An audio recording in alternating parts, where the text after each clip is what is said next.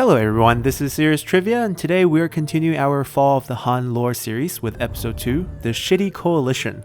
So we left off last episode with Liu Zhi ascending to the throne as the 11th emperor of the Eastern Han dynasty. But despite his sudden rise, the real power was controlled by the Liang clan, represented by the Grand Commandant Liang Ji, his younger sister and Empress Dowager Liang Na, who remained as Liu Zhi's regent, and their youngest sister, Liang Nüying, who is now the empress. Of these three, Liang Ji had the most power, as he named himself the Grand Commandant, which made him the highest-ranking general throughout the land. Additionally, he alone had the power to appoint and promote court officials, which he abused right away, as he quickly appointed his two younger brothers and his son as dukes. And throughout the years, Liang Ji will create a network of government officials and generals that are loyal to him, saturating the entire government. Now, of course, not everyone's going to be a fan of his abuse of power, and there were those who tried to stand up to him. But Liang Ji was a cruel man and ruled through fear, as he treated those who wronged him with no mercy.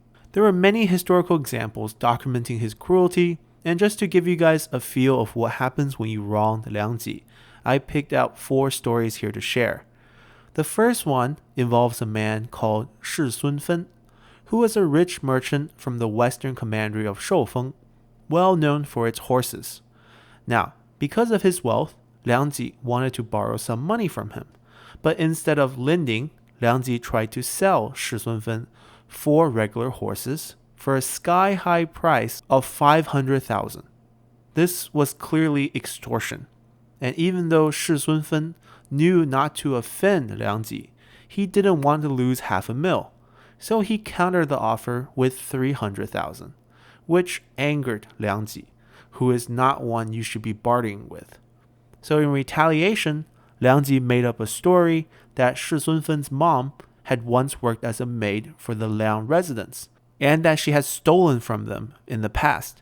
After spreading rumors of these stories, essentially framing their mom, Liang Ji had the local officials arrest Shi Sunfen's whole family, tortured them, and killed them in prison without a trial.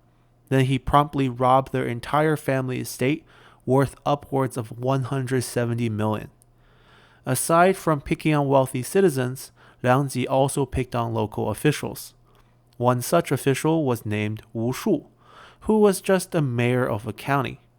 But unfortunately for him, he was the mayor of Liang Ji's hometown county, so there were a lot of distant relatives of Liang Ji living there. And because of Liang Ji's power and influence at court, there were many relatives who chose to simply ignore the law and abused and bullied other citizens in the county. Now, Wu Shu was a fair and just mayor, so he properly arrested and punished those lawbreakers according to the severity of their crimes. For some of the real severe crimes like murder, he responded accordingly by executing them as the law dictates. But as you can guess, this did not go over well with Liang Ji. So Liang Ji found an opportunity to put in a transfer for Wu Shu to the Jin province. This forced Wu Shu to report back to the capital to receive the seals necessary for his new job. And at this time, there was an unwritten rule that all newly appointed officials had to pay a visit to Liang Ji in person before leaving the capital for their new posts, sort of as a way to swear loyalty and show respect for the man who is really in power. And Liang Ji used this meeting to entertain Wu Shu with a feast, where all of Wu Shu's food and drinks were poisoned, and before Wu Shu could even leave Liang Ji's house, he was dead already. Now, killing a mayor is no big deal, because up next is a man named Hou Menggang, who is newly appointed to become the administrator of Liaodong. Now, administrators are very high government level positions, and Hou Menggang probably let it go to his head a little bit, as he refused the tradition of seeing Liang Ji in person before leaving for his post. This clearly was seen as a challenge to Liang Ji's rule, so what awaited Hou Menggang at Liaodong when he arrived for his post was not a cushy government job, but an official decree to execute him at the waist.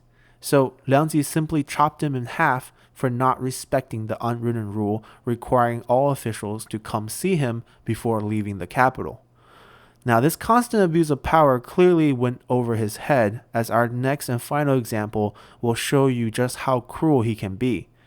So when Liang Ji is not killing people, he does have normal hobbies, like raising pets, and his choice of pets are rabbits, as he collected different varieties and raised them in his garden. And one day, an unfortunate foreign merchant who was doing business with him at his residence accidentally fell and crushed one of his prized pet rabbits, killing it on the spot.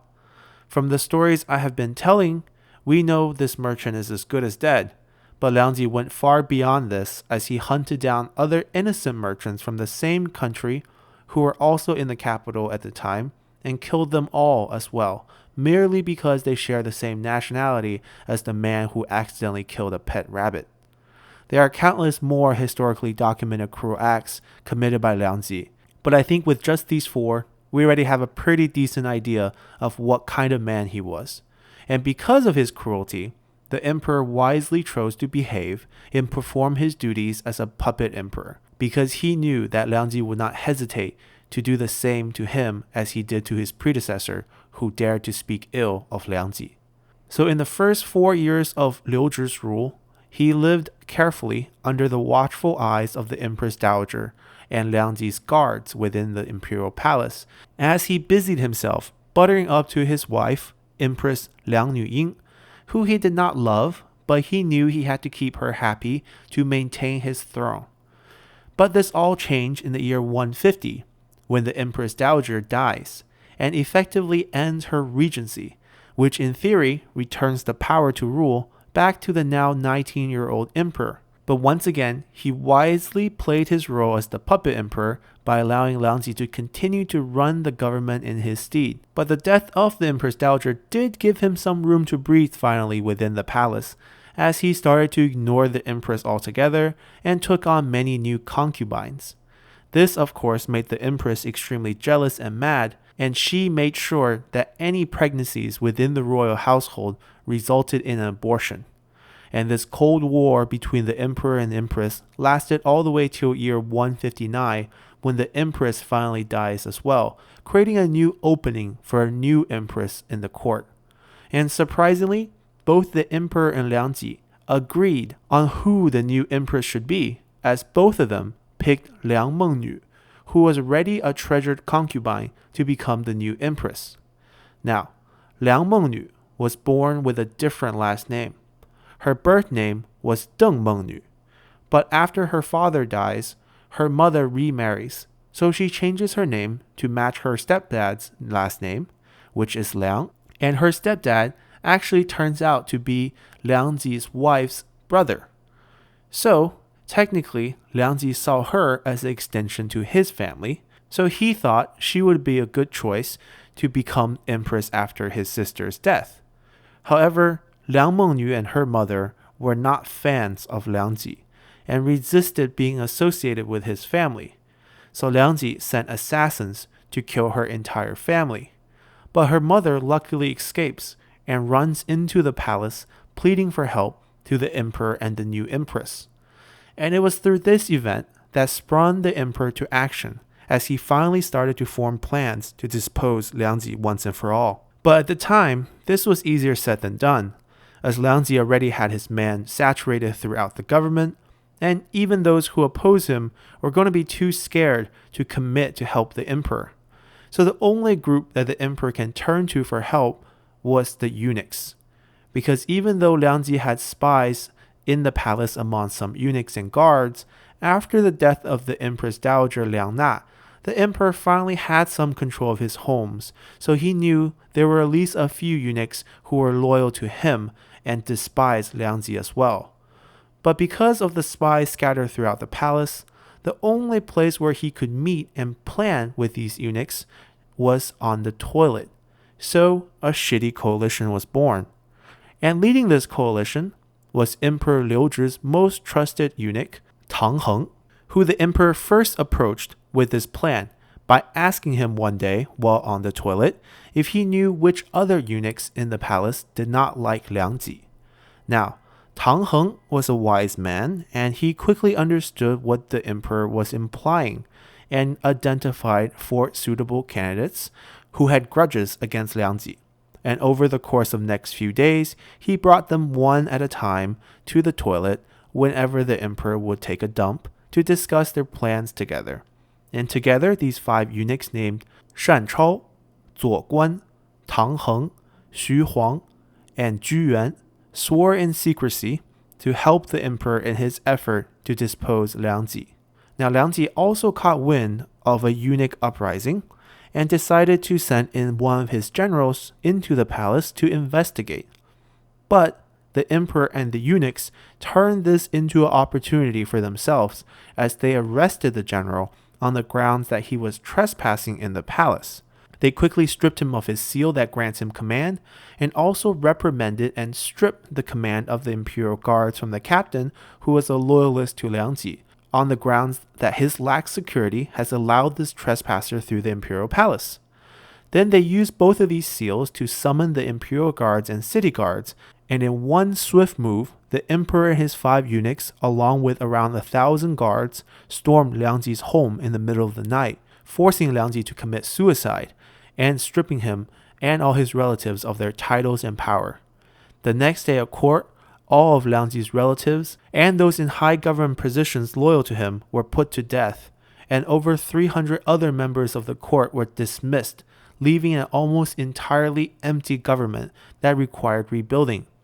Liang Ji's properties and wealth were also absorbed into the state treasury, and it amounted to over 3 billion, which shocked the emperor as he graciously cut the taxes in half for the next few years as a reward to the citizens. While it might seem now that Emperor Liu Zhi is destined for greatness after finally overcoming his version of Dongzhuo, what happens next is both unpredictable and tragic, as government issues and personal issues from his next 8 years of independent rule would cripple the Han. To find out what exactly happens, come back tomorrow as we continue our Fall of the Han lore series.